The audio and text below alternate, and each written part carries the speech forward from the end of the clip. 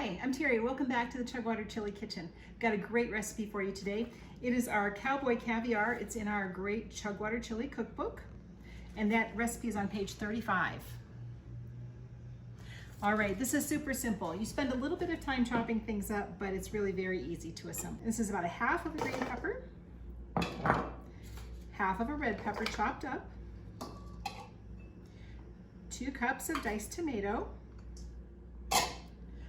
a cup of cilantro chopped up. You don't have to make this really fine. It's nice to have a little bit larger leaf. This is 1 jalapeno, about a medium-sized jalapeno that I've diced up here. And then half of a red onion. I think we had a pretty big red onion, but I think it'll be wonderful in our dip. Okay, and then the super easy part, 1 can of corn that you've drained, and also 1 can of black beans that have been rinsed and drained well.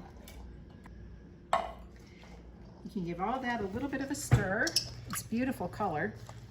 Makes a really nice summer dip.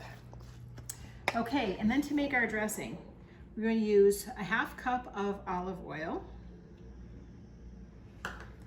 5 tablespoons of white wine vinegar. Be a nice tang for that. We're going to use 2 tablespoons of lime juice, and then this is 2 tablespoons of sugar, and then we need 2 tablespoons of our original Chugwater chili seasoning. 2.5 tablespoons, sorry.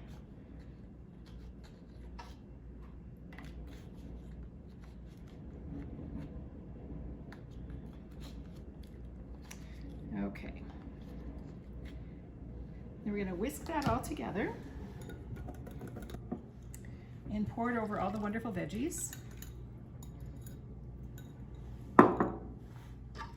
You want to stir to combine that, make sure everything is nicely coated.